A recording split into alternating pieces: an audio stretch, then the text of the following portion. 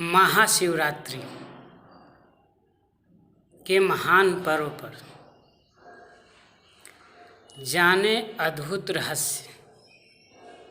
महाशिवरात्रि क्यों मनाई जाती है और इसे महाशिवरात्रि क्यों कहा जाता है? इसे शिव जयंती के भी नाम से जाना जाता है। तो चले आज आध्यात्मिकता के सूर्य परमपिता परमात्मा के बारे में जानें कि परमात्मा शिव के याद में महाशिवरात्रि क्यों और कैसे मनाई जाती है।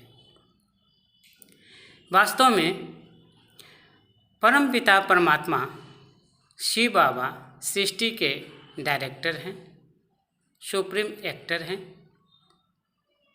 आदि सनातन देवी देवता धर्म के संस्थापक हैं, विश्व के रक्षक हैं।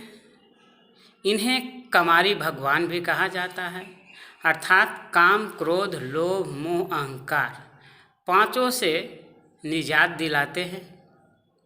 तो आज इसके रहस्यमयी चीज़ों पर हम सभी बात करते हैं। बहुत सुंदर चर्चा है। वास्तव में शिव और शंकर कौन है? शिव का अर्थ है निराकार, शिव का अर्थ है कल्याणकारी, शिव का अर्थ है सभी का रक्षक। इन्हें प्यार से देवाधिदेव, महादेव, भोलेनाथ, बासुकीनाथ, अमरनाथ, बैजनाथ अनेक नामों से विभूषित किया गया है। पर परमात्मा कहते हैं, बच्चे मेरा एक वास्तविक नाम है जिन्हें परमात्मा शिव कहा जाता है, और बाकी जो भी नाम हैं सब गुणवाचक हैं। बगल में आपको शंकर दिखाया गया है कि शंकर कौन है। तो शंकर को दिखने से पता चलता है कि तपस्या में लीन है। तपस्या सदैव अपने से बड़ों की जाती है, प्राप्ति के लिए की जाती है, विश्व कल्याण के लिए की जाती है। तपस्या करते हुए को देखेंगे तो आपका बुद्धि यही प्रतीत होगा कि यह तपस्वी हैं। भक्ति करने वाले को भक्त कहेंगे और ये दोनों को फल देने वाले को परमात्मा कहते हैं। परमात्मा परम धाम निवासी हैं, कल्याणकारी हैं, निराकार हैं और सृष्टि के डायरेक्टर व रचयिता हैं। शंकर जी सूक्ष्म लोक निवासी हैं, विनाशकारी हैं, आकारी देवता हैं और परमात्मा के दिव्य रचना हैं। वास्तव में इस पर्व का बहुत ही गहरा रहस्य है कि जब वह इस धराधाम पर आते हैं तो काम, क्रोध, लोभ, मोह, अहंकार से सारा विश्व को छुटकारा दिलाते हैं। इसलिए इन्हें पाप कटेश्वर भी कहते हैं, लिबरेटर भी कहते हैं और गाइड भी कहते हैं। हम चलिए विस्तार से बात करते हैं थोड़ा कि शंकर और शिव में क्या वास्तविक अंतर है। देखिए, जब कोई भी देवी देवता व शिव की मंदिर बनाई जाती है तो देवी देवता का स्थापना का प्रवेश द्वार गेट होता है और परम पिता परमात्मा का यानी शिव बाबा का मंदिर की स्थापना गेट से नहीं, ऊपर से उनकी मूर्ति को स्थापित की जाती है। अर्थात परमात्मा परम धाम निवासी हैं और साकार तन में आते हैं, जिन्हें भागीरथ भी कहते हैं, नंदीगण कहते हैं। भागीरथ अर्थात भगवान का रथ, साकार शब्दों में, एकदम सरल शब्दों में भागीरथ माना भगवान का रथ, जिस तन से द्वारा परम पिता परमात्मा समस्त भूमंडल को नर्क से स्वर्ग बनाते हैं, विकारों से सबको छुड़ाते हैं। आप जरा देखिए, ये माला जप रहे हैं शंकर जी, त्रिशूल है, चंद्रमा है, गंगा की धारा है, गले में नाग है की माला है, सांपों की माला है और बाघ के छाला पर बैठे हुए हैं। यह सब एक प्रतीक है। त्रिशूल अर्थात भूत, भविष्य, वर्तमान, तन, मन, धन, ईश्वर पर समर्पण करने वाले तीनों बातों को, तीनों लोकों को जानने वाले को त्रिशूल कहा गया। कहा गया है कि शंकर का जब तीसरा नेत्र खुलता है तो सब जल के भस्म हो जाते हैं। तो कोई व्यक्ति वैभव राख नहीं होती है, मनुष्य की देह भान खत्म हो जाती है, बुराइयां खत्म हो जाती है। तीसरा नेत्र मना आत्मज्ञान, तीसरा नेत्र मने सेल्फ रियलाइजेशन, तीसरा नेत्र मना ईश्वर को वास्तविक परिचय। ज्ञान चंद्रमा, माथे पर चंद्रमा दिखाया गया है कि परमात्मा से पढ़कर संपूर्ण शीतल हो जाते हैं। ज्ञान गंगा, अब यह ज्ञान गंगा की बात थी, पानी की गंगा की नहीं। पानी की गंगा तो हिमालय से निकलती है, भला किसी देवी देवता के जटा से क्यों निकलेगी। तो यह ज्ञान का प्रतीक था, लेकिन कहा गया है कि भाई जल से भी पतला क्या होता है, तो वही ज्ञान है जिससे समझ मिलती है। अब इस दुनिया में रहते हुए उनके गले में सांप है डाला हुआ, इसका वास्तविक अर्थ क्या है कि इस विकट परिस्थिति में रहते हुए भी, विकारों की दुनिया में, अशांति की दुनिया में, भ्रष्टाचारी की दुनिया में रहते हुए भी उनको यह टच नहीं करता है। अब इसका मतलब ये नहीं कि एक पृथ्वी पर जो कोई सांप जहरीला होता है वो किसी गले, देवी देवता के गले में हो, ये नहीं। इसका वास्तविक अर्थ है ये जो विष है, विष माना काम, क्रोध, लोभ, मोह, अहंकार, अगर वह सर्प डसे तो एक जन्म की मृत्यु होगी। यह पांचों विकार डसता है तो जन्म जन्मांतर के लिए मृत्यु होती है। परम पिता परमात्मा बताते हैं कि बच्चे, तुम शिव पर बलि चढ़ते हो, उस दिन उपवास भी रखते हैं। तो उपवास का सीधा परिभाषा क्या है? उप माना ऊपर, आवास मीन्स रहना, परमात्मा के साथ रहना, नज़दीक रहना सच्चा उपवास है।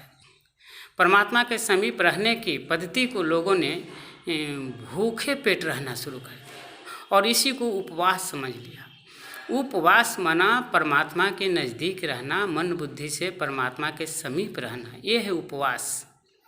फिर दिखाते हैं कि उनमें बेलपत्र चढ़ाते हैं।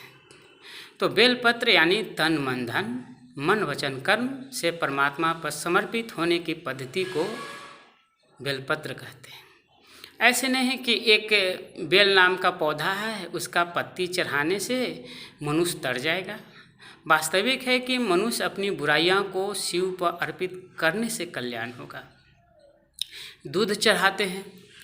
अब ज्ञान को, जैसे दूध को अमृत माना गया है शरीर के लिए, और ज्ञान अमृत है आत्मा के लिए, इसलिए इन पर दूध का जलाभिषेक भी करते हैं। परम पिता परमात्मा कहते हैं कि बच्चे, परम पिता परमात्मा सभी आत्माओं के रक्षक हैं, माता पिता हैं, इसलिए शिवरात्रि मनाते हैं। शिव प्लस रात्रि, शिव मना कल्याणकारी और रात्रि मने अंधकार, अंधियारा, अज्ञानता को रात्रि कहा गया, इसलिए लोग शिवरात्रि मनाते हैं। फिर शिव जयंती भी बोलते हैं। तो जयंती अर्थात जब वह इस धरा पर आए होंगे तब जयंती मनाई जाती होगी, तो उनके आने के उपलक्ष्य में शिव जयंती मनाते हैं। पर शिव परमात्मा का सीधा और सटीक पहचान न होने के कारण मनाते तो हैं पर जानते नहीं हैं। परम पिता परमात्मा परम धाम से सृष्टि पर आते हैं, सभी आत्माओं को रक्षा करते हैं, सुख शांति पवित्रता का वरदान देते हैं। परमात्मा कहते हैं बच्चे, अगर तुम मेरे को जानो तो मैं तुम्हें सर्व पापों से मुक्त कर दूंगा। कहा जाता है ना, शास्त्रों में कही गई है कि सर्वधर्म पारित्यज्यम मामेकम शरणं व्रज, तुम सभी धर्मों को त्याग करके मेरे शरण में आ जाओ तो मैं तुम्हें पापों से मुक्त कर दूंगा, परम धाम भी ले जाऊंगा और स्वर्ग भी भेज दूंगा। कहने का सीधा अर्थ यह है कि जब आत्मा बुराइयों से ग्रसित हो जाती है तो वह बुराई ईश्वर पर अर्पित करने से आत्मा का फिर से स्वच्छीकरण हो जाता है, बुद्धि दिव्य हो जाता है और सात्विक हो जाता है। तो सात्विक मन वाले परम पिता परमात्मा पर अर्पित हो जाते हैं। शिव बाबा कहते हैं बच्चे, महाशिवरात्रि सारी दुनिया में सभी लोग बहुत धूमधाम से मनाते हैं और सोचते हैं कि औघड़दानी है, भोलानाथ है, जो कहेंगे सुनेगा। यह सत्य बात है, आप जो कहेंगे वो सुनेंगे।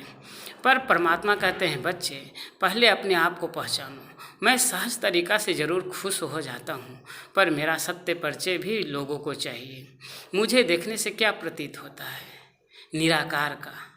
तो परमात्मा आकर सभी बच्चों को कहते हैं बच्चे कि मैं आकर सभी आत्माओं को सुख शांति पवित्रता का वरदान देता हूँ।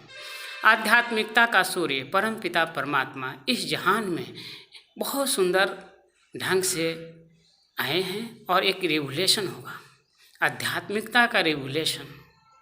ज्ञान सूर्य की प्रचंडता, पवित्रता की आगाज, पवित्रता सुख शांति की जननी है ना, तो सत्य मन वचन कर्म से पवित्रता के सागर पर बलि चढ़ जाए तो शिवरात्रि सफल हो जाएगी। शांति का सागर जो सभी आत्माओं को शांति देते हैं, प्रेम का सागर, आनंद का सागर, सर्वशक्तिमान शिव बाबा पर जो आत्मा बलि चढ़ते हैं वो सदा सर्वदा के लिए सफल हो जाते हैं, उनका जीवन योग्य हो जाता है। तो ऐसे वास्तविक अंतर है शंकर और शिव। शिव को पहचाने, अपने आप को पहचाने और अपना जीवन को सदा सदा के लिए धन्य धन्य बना सकते हैं। तो आइए हम सभी इस बार 86वां शिव जयंती मनाएंगे और सभी लोग धूमधाम से मनाएंगे। और इस वर्ष 86वां शिव जयंती पर अपने सभी मनोविकार को प्रभु पर बलि चढ़ा देंगे, यानी शिव बाबा पर बलि चढ़ा देंगे और शिव बाबा के अंदर जो अच्छाइयाँ हैं वह अपने आप में भरेंगे। तो यह मेरा शिवरात्रि सफल होगा और सभी का सफल तभी हो सकता है जब अपने मनोविकार को शिव पर अर्पित करें, क्योंकि वही एक ऐसा है जो सबके मनोविकार को हनन कर सकता है। तो हम सभी शिवरात्रि धूमधाम से मनाएं। आप सभी को स्वागत है, ब्रह्मा कुमारी जी आश्रम में पधारें और तहे दिल से धूमधाम से शिवरात्रि मनाएं। ओम शांति।